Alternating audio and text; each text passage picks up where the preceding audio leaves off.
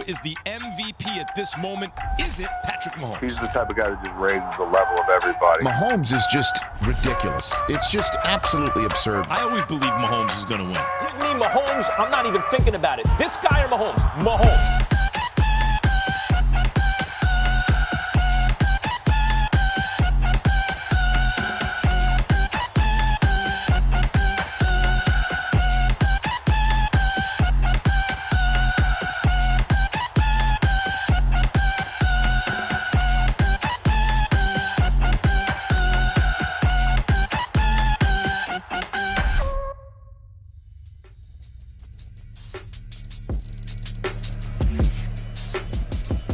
The Chiefs fought back from an 8-point deficit to defeat the Titans in overtime last week, and now with a 6-2 record, they'll take the field for our first home noon game of the year and a matchup against a young but talented Jacksonville squad.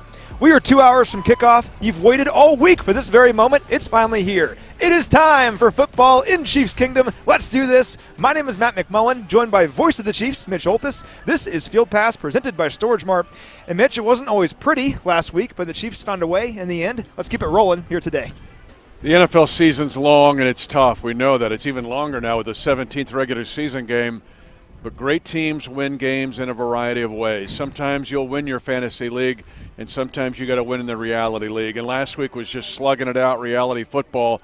But I think Patrick Mahomes, and he said it on our Chiefs Rewind show, was most proud of the fact that it shows we can win in a variety of ways. Now, it would be very easy to look at today's game and this Jaguar squad and say, hey, they're 3-6. They're probably not very good, right? The Chiefs should roll in this game. But we would caution you against that because we believe this is one of the most underrated teams in the NFL this season. And why is that? Well, yeah, they're 3-6, but all 6 of their losses this year have been by 1 score. They've had the lead at some point in every game they've played this season, all 9 games. And their splits are really interesting because they're fast starters. They just struggle to finish. So in the first and third quarter of games this year, their point differential is plus 63, among the best in the NFL. But in the second and fourth quarter, it's minus 42. So even going into halftime, they struggle. They're good coming out of halftime, but they struggle to finish games. These guys have been competitive, though, all year long. That's a sign of a young team, and that's not a stat line that is unique in the NFL. Most young teams that are emerging have that very stat line because you go off those first 15 plays, right? Your first quarter is what you worked on all week. And then that's no good by the second quarter, so you have to adjust and flow. But this is a young, emerging team in Jacksonville. I talked to you about this week about a slip and surge. We talked about on defending the kingdom. The Titans have got to be careful here. The Chiefs have to be careful. But if you slip and you're the Titans, this is a Jacksonville Jaguar team that could surge in the last 7-8 weeks of the season and become a story. At the least, they will be the story of the 2023, or one of the stories of the 2023 offseason.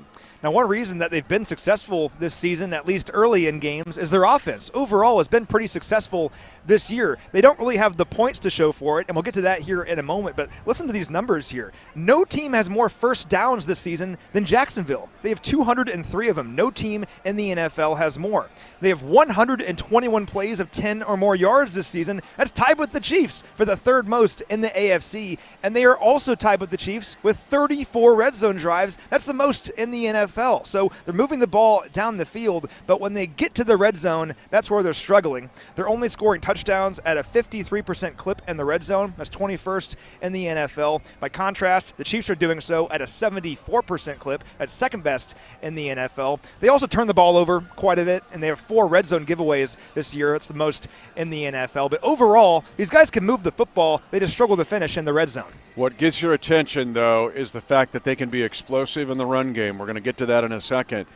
But even all year long, that if they don't turn it over, it's just very divergent. This 3-6 record they've got, keep in mind, they blew out the Chargers, right? So let's just keep that in mind. But if they don't turn the ball over, they're explosive enough in the run game. They're second in the NFL with 12, 20-plus runs. Only Cleveland has more explosive runs than this Jaguar team behind us. And the man in command of this offense is, of course, second-year quarterback Trevor Lawrence. And let's talk about him a little bit. Kind of a weird season because he's been really good at times and not so good at other times. Now, passer rating is an imperfect stat, but it kind of illustrates what we're talking about here with Lawrence. He has 4 games this season with a passer rating north of 109. Really good. Also 4 games with a passer rating south of 76. So he's struggled at times as well. He's at his best when he's getting rid of the football really quickly. When he holds on to the ball, that's where he struggles. And when he is pressured, that's where he really struggles. There are 26 quarterbacks this year that have dropped back at least 200 times. According to Pro Football Focus, Lawrence is the worst among all of those when he is pressured. So creating pressure for a defense is always important. It's especially important today against Lawrence. I asked Coach Reed earlier this week, could Trevor Lawrence have used the apprentice year Patrick Mahomes got? People forget about that year where Patrick sat out his first year and basically learned at the feet of Coach Reed, Alex Smith, and others. Trevor Lawrence didn't get that luxury. He was thrown into the fire, and the Jags were a mess last year. They had their moments. Remember, they upset the Bills. They upset the Colts. But Trevor Lawrence last year led the NFL with 17 interceptions. This year, in 9 games, he leads the NFL in giveaways. He's thrown 6 picks and lost 5 fumbles. It's just too many giveaways. To me, this is really Trevor Lawrence's first year because he's surrounded by Doug Peterson and Press Taylor, their offensive coordinator, who's got ties to the Chiefs' kingdom. That's what he's got now. He probably wishes he would have had it a year ago. But if Trevor Lawrence is not turning the ball over, look out. He's talented enough to make things happen. And his favorite weapon in this offense is probably Travis Etienne, the tremendous tailback out of Clemson, his former teammate at Clemson. And he's been on a tear lately. He has 5 straight games with at least 100 yards from scrimmage. And in that span, he's 3rd in the NFL in scrimmage yards behind only Tyreek Hill and Alvin Kamara. He's been incredible lately. What stands out to you about Etienne? Those 5 games are the most productive in Jaguar history by any back at any time. That's some good backs, too. Well, think Maurice Jones-Drew and Fred Taylor. All down the line. So, to me, all of this discussion is really centered around Travis Etienne. When you look at what he has done with 6 of those 12 20-plus runs are Etienne's, and he didn't start the first 3 weeks of the season. Remember, James Robinson was the starter. Then they traded him to the Jets, and here comes Etienne. Etienne changes everything. He missed all of last year with the Liz Frank injury. No go. This year, he's flourishing. This is going to be one of the top backs, if not in the next month. This is part of that surge of the Jags. But the fact that only in 20-yard runs, only Nick Chubb is ahead of him and Derrick Henry. That's it. Etienne's 3rd. He's a threat to hit you every time for a big play. Yeah, it all makes for a pretty tough challenge today for the Chiefs defense, more so than you'd expect for a 3-6 football team. But like we said, these guys are very underrated offensively. The Chiefs defense is also underrated, though, I think, and they were incredible in the second half of last week's game against Tennessee. They held Tennessee to just 1 first down in the second half last week, held Derrick Henry to only 23 rushing yards in the second half. And I get it was Malik Willis in his second ever start. I understand all of that. Didn't complete a pass to a wide receiver. Yeah, I understand, but still, it's hard to play defense in the NFL, and these guys built a lot of confidence in the second half last week. You and I talked about it on Kingdom Conversations. We alluded to it last week on our Rewind show. Discipline, discipline, discipline. Remember, this Chiefs defense is a little bit of a mirror of the Jaguar team because we forget about how young this Chiefs defense is and could be even younger today, depending on the injury report or how the Chiefs sub out. And the fact that discipline is key here. Once the Chiefs kind of calmed down defensively last week against the Titans and stayed with the scheme and stayed, do your job and trust Spags' scheme, they were magnificent. And it's going to be required of that today. Etienne, remember, with Etienne and his ability to run big runs, backside contain, stay within your assignment, don't bite on play action because Trevor Lawrence can hit you over the top. But this is a big test today for this Chiefs defense. Think they played Jonathan Taylor, they played Josh Jacobs, Derrick Henry, Austin Eckler. But in a way, they've not faced a guy like Etienne. And it's a big challenge today. Yeah, it certainly will be. Shout out to the defense last week, though, because if they weren't as good as they were in the second half, we don't have those late-game heroics from Patrick Mahomes and the offense. So hopefully they can keep that rolling here into today's game. Now let's briefly talk about the Jaguar defense because they're interesting. They are the number 10 scoring defense in the NFL this year, allowing just 19.8 points per game. They have some playmakers up front, some good players, guys like Josh Allen at defensive end. He has 33 pressures this year. That's 14th in the NFL. They're middle of the pack in most defensive categories. They have struggled in some areas, though, including giving up big plays. They've allowed 124 plays of double-digit yardage this season. That's 5th in the NFL. And they've missed 99 tackles this year. That is most in the NFL. What stands out to you about this Jags defense? The missed tackles, not, though, lack of ability. That's more of this thing I just talked about. They are fast, fast, fast. Talking to the coaches this week, I think the general consensus is this is the fastest defense the Chiefs have played this year. Wow. They all can run. When you look at Trevon Walker, 1-1 pick, right? Georgia's national title team, but Devin Lloyd, rookie out of University of Utah. There's something that is in coincidence with the 3 wins this year by the Jags. In all 3 of those games, Devin Lloyd had a takeaway. In all 3 of those, they'll take it away. The other thing that is they have the second highest forced incompletion rate in the National Football League. And so they're young and fast. When they're missing tackles, it's their overrunning plays. It's just them trying to stay disciplined and just calming down a bit. But this is a very, very capable defense that's on the rise. Yeah, it gets back to your point earlier that in a couple of years, this could be one of the best defenses in the NFL. They're extremely maybe by talented. December. Yeah, maybe. They're extremely talented, just very young. Now, they'll hopefully have their hands full today with the Chiefs offense, an offense that is still the #1 scoring offense in the NFL. And for more on the success of this offense this year and Patrick Mahomes' incredible season, I caught up with Trey Wingo earlier this week.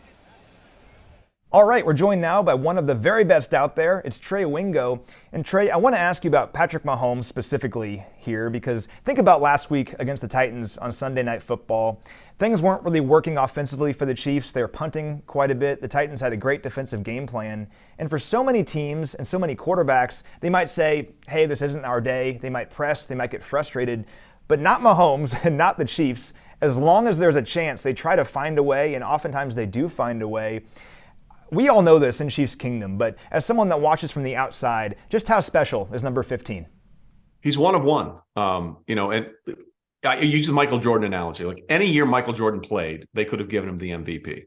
Charles Barkley, when he famously won the MVP one year, he said, thanks for Michael for not being as Michael as you are every year. Like you were looking for excuses to give it to somebody else. Just go back to the Sunday night game, okay? Here's a nugget that I find sums up Mahomes better than anything. When trailing into the fourth quarter with Mahomes as your starting quarterback, the Chiefs' record is 9-8, which is a .529 winning percentage. Why is that significant? Well, among quarterbacks since the AFL-NFL merger of 1970 with at least 15 starts, he's the only quarterback with a winning percentage above 400, and he literally has a winning record when trailing in the fourth quarter. Next up is Tony Romo, whose winning percentage was .358, and Joe Montana, whose winning percentage was .344. That's the outlier that we're dealing with here. Okay, let's throw out some other numbers. He's now won 5 straight games in which he's trailed at half, the second such streak of his career. Mahomes and Peyton Manning are the only players in the Super Bowl era to have 2 streaks like that. Mahomes has 8 career games with at least 400 passing yards and 3 touchdown passes, tying with Dan Marino for the most such games by a player in his first 6 seasons. He still has 9 games left in his 6th season and only played in 1 game in his first season. I think he's going to get the record, okay? He passed Matthew Stafford for the most passing yards in a quarterback's first 75 starts. He did it in 71. You could just go down the list. All you have to do is look at the historical data and sort of understand what we're seeing. He's a freak show like we've never seen before. And I think sometimes we get sick of greatness and we try to break it down. Like I remember when he went through that spell of interceptions last year, people like, what's wrong with Mahomes? He's broken. No, half those passes bounced off receivers' hands. Like, the game against the Chargers, Jody Fortson right off his hands into somebody else. Tyreek had a few bat up in the air, including the one against Cincinnati. He's just different. He's just different. And you could make the case that he's the MVP every year he plays. And just take, for example, this year. He's played 1 less game than the 2 guys behind him on the passing list in terms of yards. He has more in 1 less game. He has more passing yards than the guys chasing him, and way more touchdown passes in 1 less game played. He has the chance this week against Jacksonville to join Dak Prescott and Ryan Fitzpatrick as the only players that are quarterbacks in NFL history to throw for 400 yards in 3 straight games. And I think he's probably going to do it.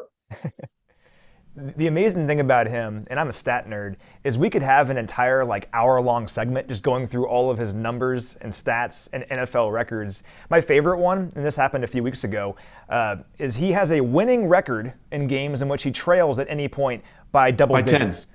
Yeah. A winning record. Yeah, A 13-9, I think, is the number. 13-9. I mean, most teams are dead in that instance, especially in the NFL. But Patrick Mahomes, he doesn't only give you a chance, you have a better than likely chance of winning whenever you're trailing by 10 points and he is your quarterback. They were down 24-0 to the Texans in that game. And if they had the lead, my favorite part of that game, they had the lead by the half. Like they had the lead at the half of that one.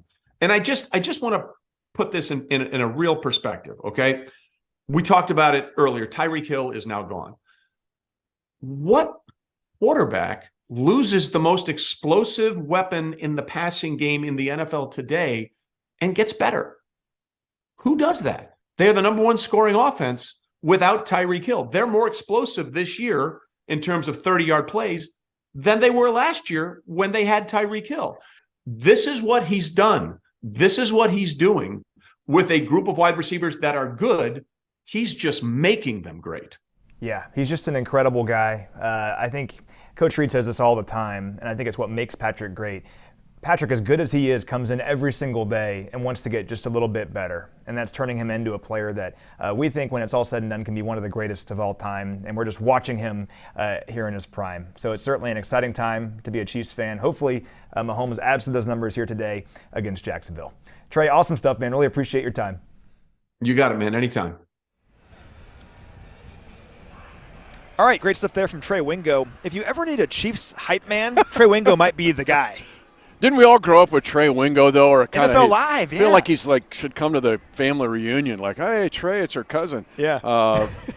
But when he looks into something, he's done the research. He's not just flying off the handle. Yeah, no, I appreciated his time. Now, we just got the inactives for today's game, Mitch, so let's go over this here quickly. So the one that we knew about already was McCole Harbin at wide receiver. Knew this on Friday. He is out with abdomen soreness. Didn't practice all week with that injury. Hopefully we get McCole back here soon. But no McCole Harbin in this game. The other guy that was on the injury report who was questionable coming in was running back Jerick McKinnon. Jerick is active here today. He popped up on the injury report on Friday, which is never a good thing. With a shoulder, knee, hamstring injury. He was questionable coming in, but he is active here in today's game, so that's very good news. Also, tight end Jody Fortson, who missed last week's game with a quad injury, he is back as well. So some good news having Jody back, but with no McCole here today, maybe we see some more Kadarius Toney. Yeah, I think Kadarius Toney, remember there's a short-term, long-term, I think, strategy in signing Kadarius Toney. The short-term is he may have to be the McCole clone today. The other thing is McKinnon. Let's watch him today. He played 67 snaps last week. He's really the third down back for this offense, and he's so good at it. But he had to play 67 snaps. That's way more than he normally gets. So the pitch count on him, I know L'Jarius Sneed, too, popped up on the injury report this week. We'll see how that goes. But it's going to be monitoring throughout the game with those guys. But, yes, and then punt returning. What happens on punt returning? Because McCole did a great job last week at that. But I do think it could still be by committee today. Could be Sky Moore. You could see some of Trent McDuffie. May see Justin Watson. Remember, he had the one last week on that kind of tricky move by Dave Tobe. But could be punt returning by committee today. Now, looking at the Jaguars, pretty clean injury report for them all week. Just 2 guys on the injury report, and only 1 guy had an injury designation. That's safety Rayshon Jenkins. He was in the concussion protocol, and he was questionable coming into this game. He's active, so it looks like he's cleared concussion protocol. It happened late in last week's game against the Raiders, but he's an important part of their defense. He's played 97% of their defensive snaps this year, but he's good to go, it appears. So overall, these guys are pretty healthy right now. They are remarkable after 9 games that's all they have, but keep an eye, too, on Evan Ingram, their tight end that played for the New York Giants, key part of this offense. With this weather, keep in mind we're sitting here in the low 20s.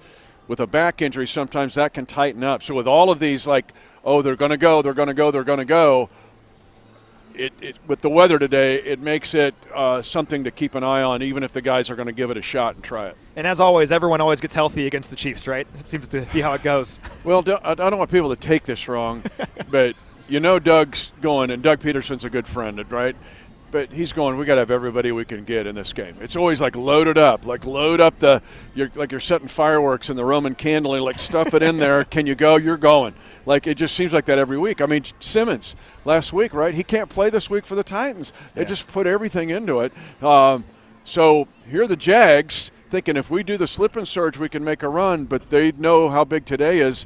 for that. They think they can make a run at the Titans. Yeah, and they're a good team, and we'll see that here today. They're an underrated squad. It'll certainly be a great challenge for the Chiefs here today, but if we've learned one thing about this Chiefs squad this year, they're going to fight for all 60 minutes, even more if necessary in overtime last week, and I'm sure we'll see the same thing here today as they seek their 7th victory of the season. We'll close our show with that, everyone. For Mitch Holthus, I'm Matt McMullen. Let's go get a victory.